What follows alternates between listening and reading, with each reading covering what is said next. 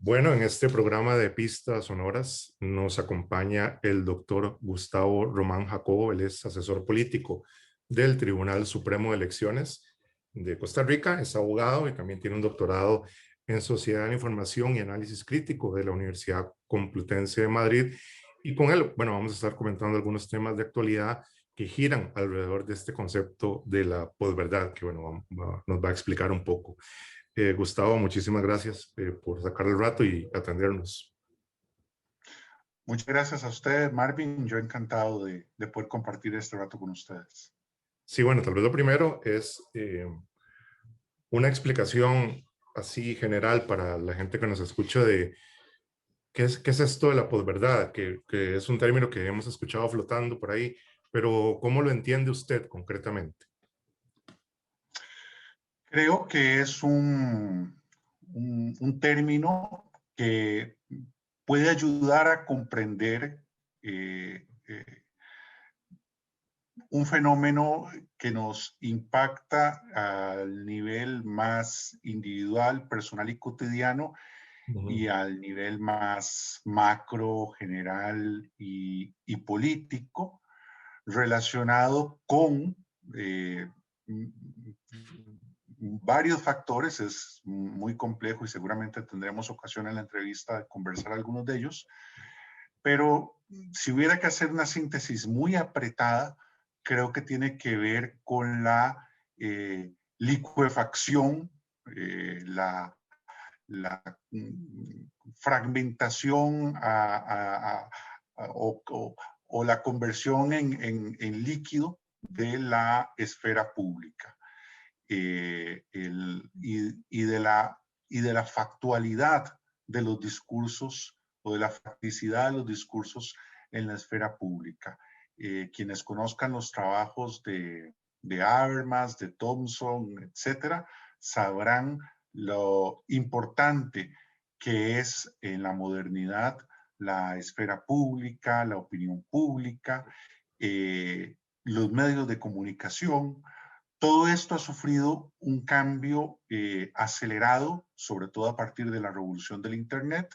Ese no es el único factor, pero es un factor muy importante que ha hecho que referentes de autoridad que nos daban alguna certeza, algún anclaje respecto de lo que era verdad, lo que no era verdad, aunque esto no fuera del todo cierto, pero nos daba una certidumbre respecto de lo que era verdad o lo que no era verdad, se hayan perdido y hayan sido sustituidos por una multiplicidad de comunidades epistémicas, cada cual con sus propios criterios de verosimilitud y de facticidad, eh, lo que hace bastante complejo muchas cosas, pero sobre todo la política.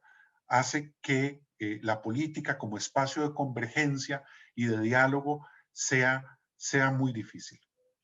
Sí, bueno, ya que nos explicó así de manera muy resumida que es posverdad, ahora quería preguntarle sobre cómo lo podemos relacionar pues con el tema de redes sociales e internet, porque bueno, usted ya nos dijo que no es el único factor, evidentemente, en este fenómeno de la posverdad, pero muchos lo terminamos asociando con estos espacios virtuales. Y creo que quizás los últimos 10 años han sido como una negación de cierto utopismo que existió al inicio sobre las redes sociales, sobre internet. Uno recuerda, ¿verdad?, cómo se celebró la primavera árabe y el potencial, por ejemplo, no sé, de Twitter y Facebook para derrocar gobiernos autoritarios. Y bueno, estamos en un lugar completamente distinto ahora, me parece. Totalmente de acuerdo. Y coinciden en el tiempo, en un breve lapso, la primavera árabe, Wikileaks y toda esa promesa de transparencia, la elección de Obama en los Estados Unidos, y era una ola de ciber utopía, incluso de creencia en algún momento de posibilidades de superar la democracia representativa. Eso probablemente cambia de la manera más radical con la foto de 2016, particularmente con la elección, con el triunfo, perdón, del Brexit en el Reino Unido y luego la elección de Donald Trump en los Estados Unidos. Y entonces una palabra acuñada en 1992, que era posverdad, empieza a ser retomada para tratar de comprender lo que estaba ocurriendo. Yo hablo de 4 factores que inciden en este fenómeno de la posverdad, pero particularmente el que usted menciona, que es la masificación, no la invención, pero la masificación del Internet y la migración a los espacios digitales de buena parte de nuestra vida social, yo creo que ha tenido un impacto muy, muy decisivo en 3 dimensiones específicas. Una tiene que ver con la crisis del periodismo, que es una crisis de modelo de negocio, pero también es una crisis de identidad de la profesión periodística. Eso es fundamental, eso es clave.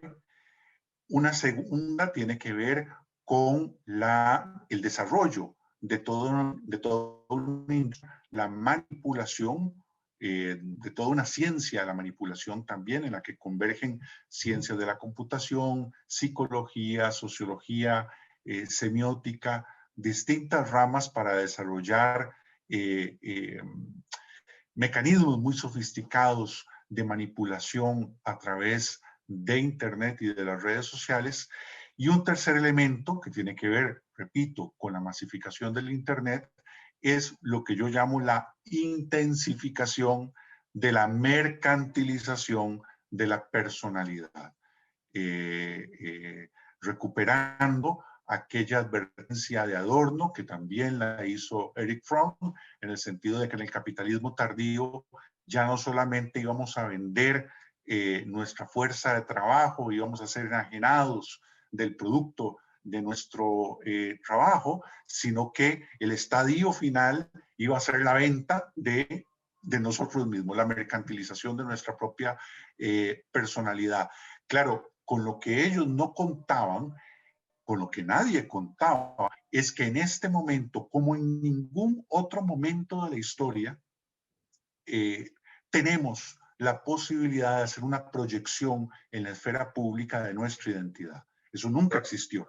Y disculpe, tiene un aspecto como muy performático también. Uno, de alguna forma, tiene su personaje de Twitter, su personaje de Facebook, sobre todo en política también. Uno es el comentarista de derecha, el comentarista de izquierda, a veces en posiciones congeladas de manera simplista, ¿verdad? Como que se pierde también esas sutilezas que puede tener pensar la actualidad, ¿no? Total, total. Y las redes sociales están diseñadas para que esto sea así. Es decir, yo combato el discurso naif de las redes sociales y el Internet son como una herramienta que puede servir para lo bueno y para lo malo y todo depende de cómo las usemos. Sí, yo no me cabe la menor duda de que las redes sociales y el Internet sirven para muchas cosas buenas, muy positivas.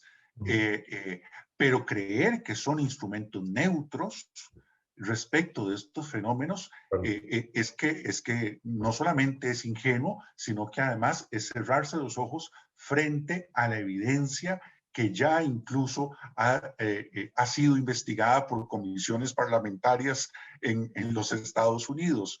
De modo que tiene un impacto decisivo en el agravamiento de varios problemas a nivel político de los sistemas políticos y también en el orden más personal de la psicología individual de las personas.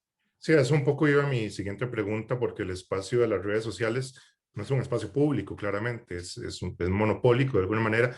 Son grandes compañías con capitales mayores que a veces el mismo Producto Interno Bruto de naciones pequeñas, ¿verdad? Entonces, hay cierta responsabilidad moral en la difusión de noticias falsas, información engañosa por parte de estas compañías, aunque ahora a última hora se rasguen las vestiduras y echen a Trump de Twitter después de tenerlo años de años. ¿Qué está pasando con esas corporaciones más poderosas que algunos estados? Claro, están protegiendo su marca, ¿verdad? Desde luego que a ninguna le sirve que su marca se asocie a erosión de la democracia. Y entonces ha habido una reacción a partir de las investigaciones en el Congreso de los Estados Unidos, a partir de documentales como Nada es privado o El dilema social, paradójicamente difundidos a través de Netflix, que no es nada inocente en esto. Y bueno, están haciendo ese movimiento y lo están haciendo desde, no sé si quepa la palabra, pero desde su soberanía, casi como concesiones graciosas que le hacen a los países, pero cuando son los países, cuando son las repúblicas, desde la democracia, desde los órganos de representación política, los que toman decisiones, como acaba de pasar en Australia, vuelven estas plataformas a asomar su rostro más agresivo, su matonería, y demuestran una vez más que no están dispuestas a someterse a los ordenamientos jurídicos y a las leyes de cada país. Con eso muestran su desprecio por la democracia y al fin de cuentas su desprecio por cada uno de nosotros, que más que consumidores y que usuarios de redes somos ciudadanos. Así que yo creo que de alguna manera es cuando los países empiezan no a contentarse con estos gestos unilaterales de las plataformas, sino a pretender regularlas como se regula cualquier otro negocio en un país civilizado. Muestran su verdadera cara. Sí, en ese sentido también a mí me ha parecido muy llamativo cómo mucha gente, podría decirse de cierta forma progresista, ¿verdad? Celebró cuando sacaron a Trump de Twitter o cuentas de derecha o de la derecha alternativa o como sea que se llame. Pero bueno, un poco el argumento que comentábamos en otro programa con un periodista español que se llama Ricardo Duda, comentábamos de qué pasa ahora. Los dueños, muchos de los dueños de estas plataformas se dan como su barniz de progresismo, quieren parecer como demócratas, pero qué pasa si en otro momento es otro perfil, el de los dueños de esas plataformas, un Rupert Murdoch, por ejemplo, una persona de la derecha más recalcitrante. Entonces, no sé, yo siento que a veces hay que ser cuidadoso en aplaudir como ese tipo de censura solo porque son personajes que a uno personalmente le parecen despreciables, ¿no? Totalmente de acuerdo con usted, Marvin. Es decir, es un endoso ingenuo, es ingenuo y es imprudente precisamente por lo que usted apunta, porque toma en cuenta solamente el caso concreto, el caso de Trump. Probablemente usted y yo estemos de acuerdo en que o de acuerdo no, nos alivie que se le baje el micrófono a este personaje. Claro, el problema es que así como se hace con él, lo puede hacer otra plataforma. Y la respuesta, digamos, más acartonada que yo he visto al respecto es, mire, son empresas privadas, ese es el medio de ellos, si usted no quiere, váyase para otro medio. Eso no funciona así por varias razones. Primero, Las privadas porque tienen regulaciones, ¿verdad? Ambientales y laborales, claro, de forma, ¿no? claro, y además la comunicación es un servicio público, eh, eh, pero además tiene una incidencia directa sobre los sistemas políticos, lo cual les da un interés público. Y además han desarrollado prácticas monopolísticas que hacen que usted, por ejemplo, si compra según qué aparato telefónico, solamente viene con determinada red social o lo orienta hacia la utilización de determinadas herramientas. Algunas de estas son propiedad de las mismas empresas. En fin, no es tan sencillo como decir, eh, no decírselo a Trump, mucho menos a un líder de un movimiento social, mire, que no le gusta Facebook, que no le gusta Twitter, váyase a la competencia. No, creo que esa respuesta no es satisfactoria. Claro, bueno, volviendo un poco al concepto de posverdad, desde un punto de vista psicológico, ¿estaría usted de acuerdo en que generalmente los seres humanos estamos sesgados en creer lo que ya reafirma nuestra visión de mundo? Pero si de ser así tiene algo que ver con la posverdad, pues uno podría decir que es una característica de mucha antigüedad en nuestra psicología humana. Es lo que yo llamo el factor antropológico.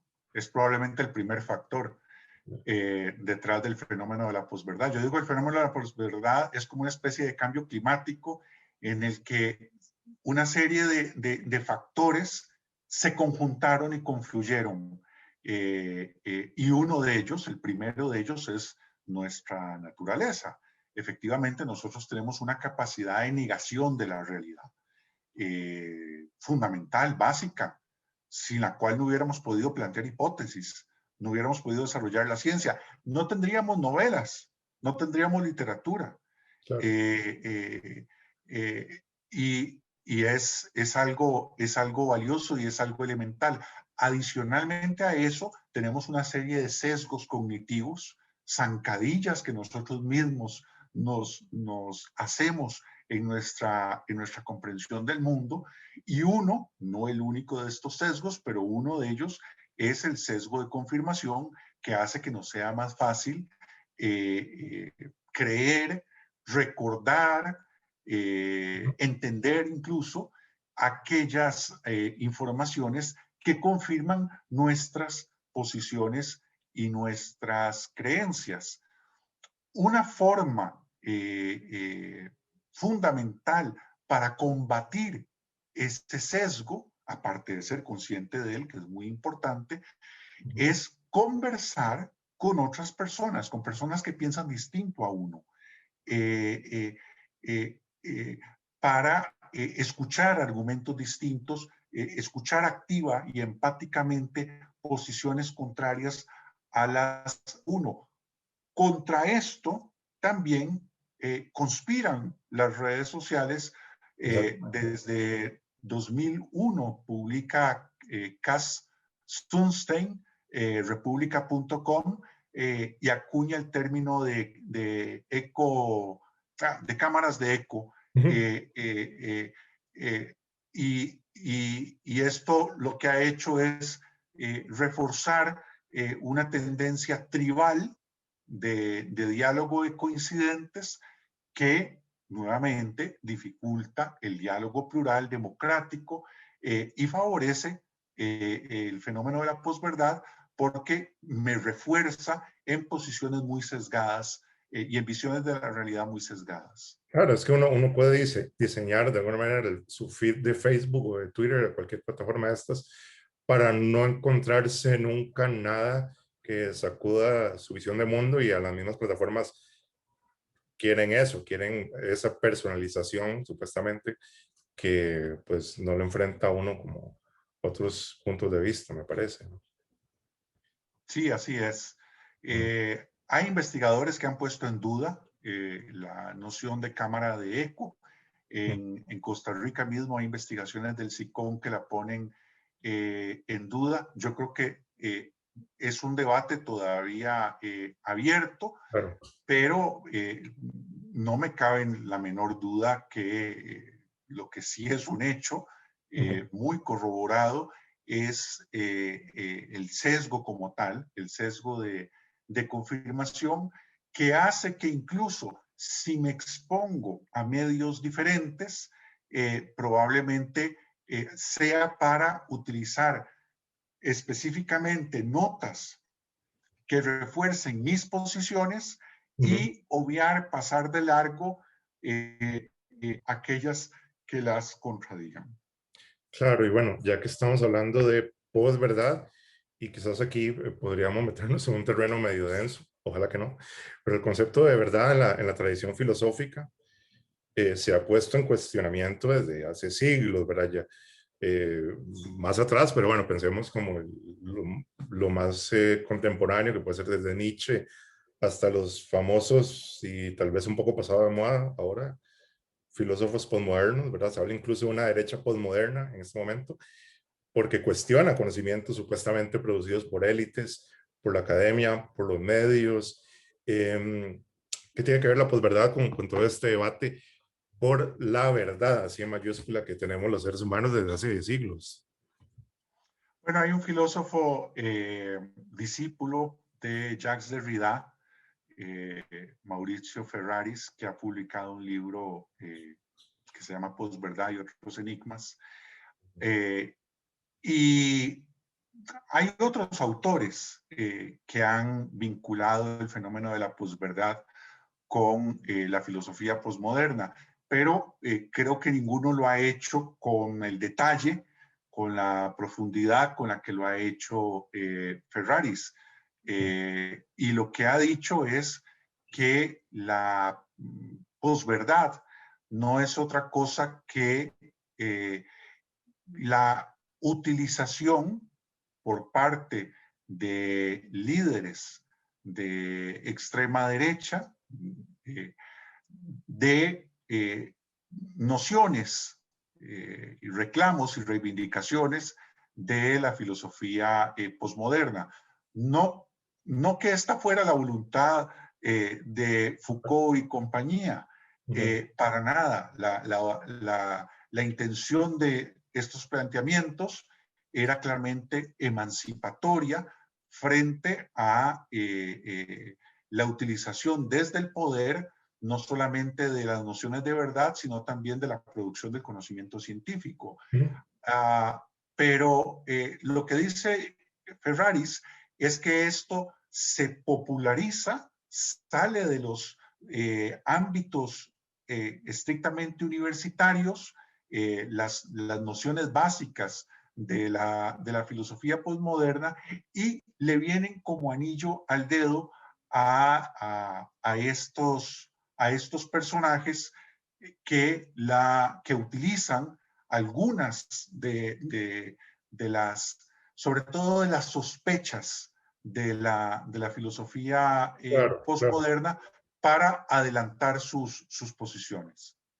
Sí, porque uno escucha ahora, bueno, los y las negacionistas del COVID, parece que estuvieran hablando del concepto de biopolítica o algo así, ¿verdad? Es muy extraño. Y bueno, el mismo filósofo italiano Agamben, que ha sido relacionado con el pensamiento posmoderno, también incluso en sus artículos ha tenido una postura que yo ni diría ni siquiera que coquetea, sino que casi que abiertamente es negacionista del COVID también. Entonces es un crossover, por decirlo de esa manera, muy particular, ¿verdad? Sí, sí, Mm. sí. Y que yo creo que le da actualidad o recupera la actualidad de ese viejo debate entre filosofía continental y anglosajona, o entre filosofía analítica y filosofía posmoderna. En ese terreno, Ferrari se ubica en lo que ahora se conoce como nuevos realismos, junto con probablemente su exponente más conocido, que es Marcus Gabriel, que toman distancia de ambas posiciones, de posiciones también metafísicas, pero también de posiciones constructivistas sobre la verdad. Y esto que podían parecer discusiones bizantinas, de cuántos ángeles caben en la cabeza de un alfiler, yo creo que van a recuperar su importancia y su trascendencia en el futuro cercano, porque ya nos estamos dando cuenta de las consecuencias que puede tener la irrelevancia sobre la verdad. Yo creo que se puede discutir sobre la verdad, es más, se debe discutir sobre la verdad, es saludable.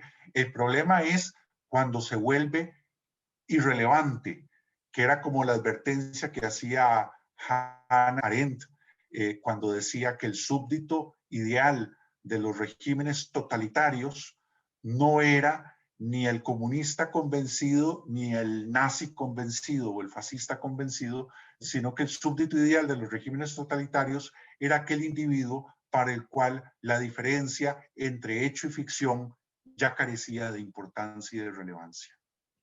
Claro, en referencia a esta pensadora, usted en un artículo dijo lo siguiente, acá lo cito, que según Arendt, la democracia es un régimen vaciado de verdad, en sentido último, pero que a la vez necesita de verdades empíricas que funcionen como anclajes mínimos para el debate público.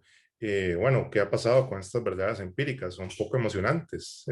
Es necesario el relato y la épica en la política para generar consensos. ¿O por qué nos cuesta tanto? Es complicado, es complicado. Vamos a ver, Hannah Arendt tiene muchas luces al advertir que esto iba a ocurrir. Claro, lo vivió a partir del linchamiento que recibió por la publicación de Eichmann en Jerusalén y a partir de la difusión también de los papeles del Pentágono.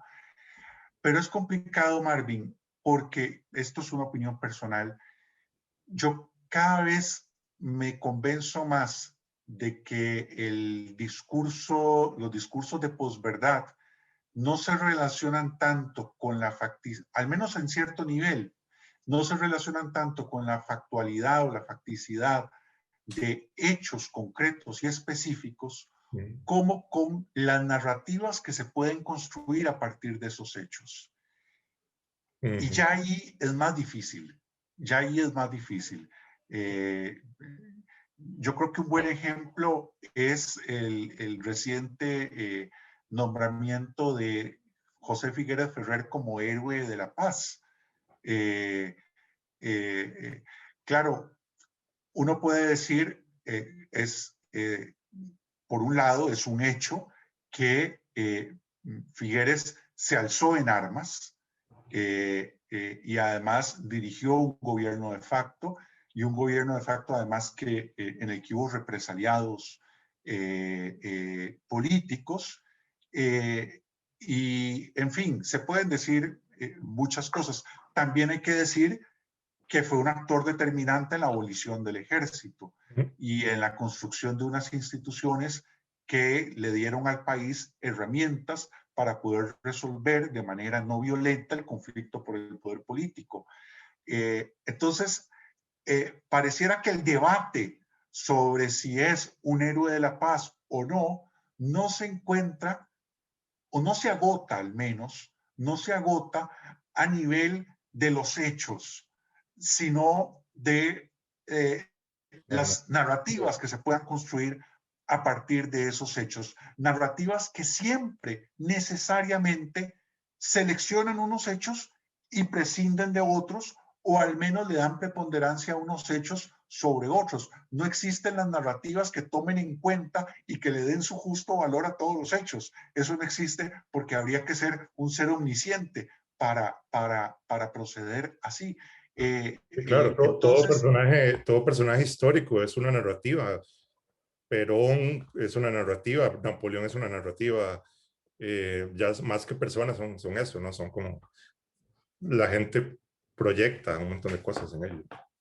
claro, entonces a nivel más básico es más sencillo combatir el tema, el fenómeno de la posverdad, sobre todo a nivel de las noticias falsas. Yo insisto mucho en que no hay que confundir posverdad con noticias falsas. Ojalá fuera solamente noticias falsas, sería muy sencillo. Eliminar a Trotsky de las fotos de los revolucionarios rusos, eso es, digamos, muy burdo y muy sencillo.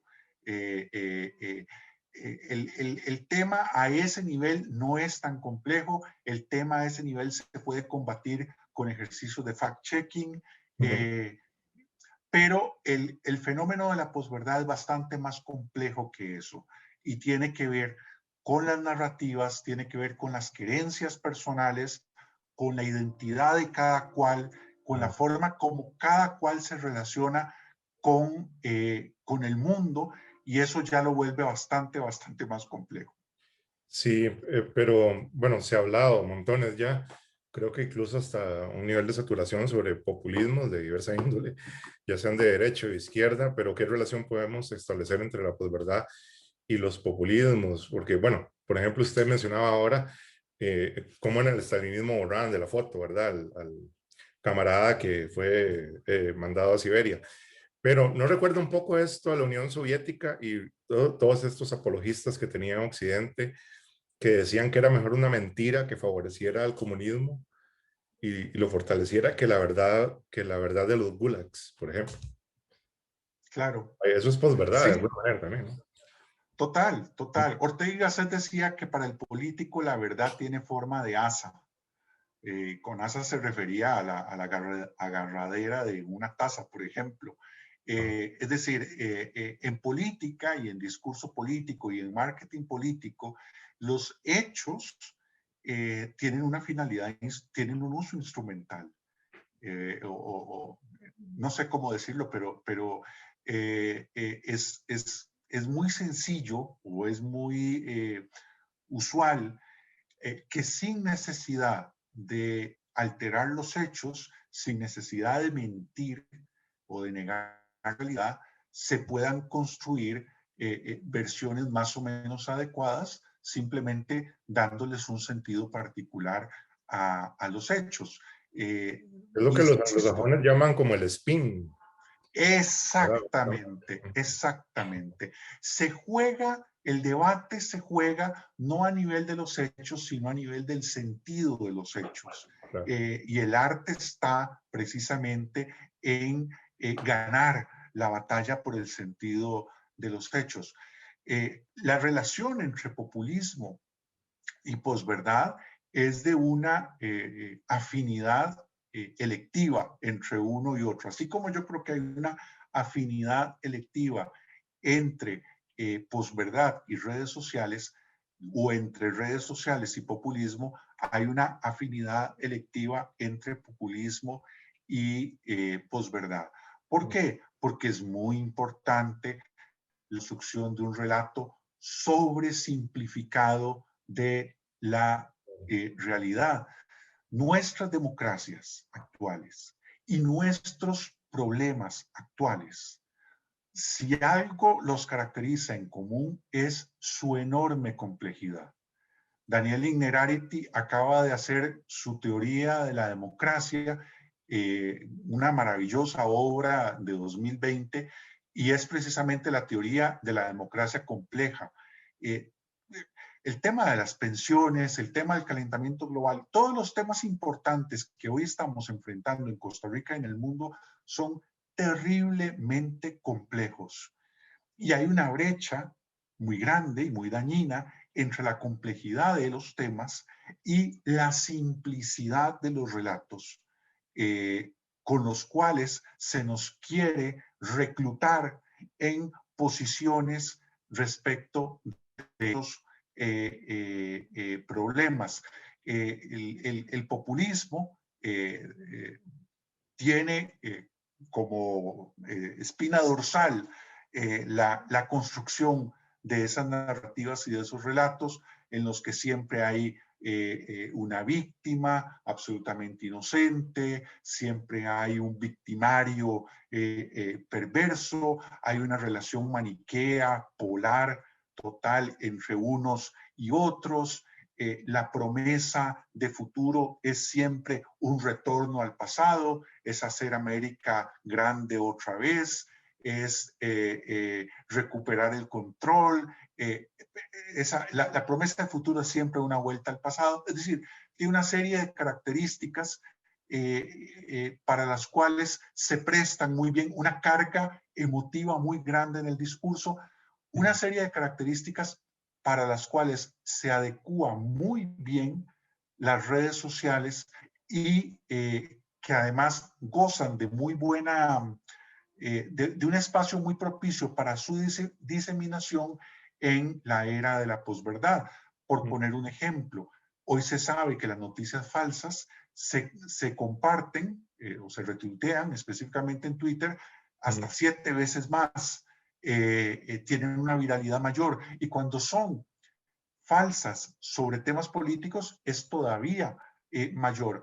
Y la explicación que han encontrado los propios investigadores de Twitter es que tiene que ver con la emotividad, sobre todo de emociones como la ira y el miedo que despiertan.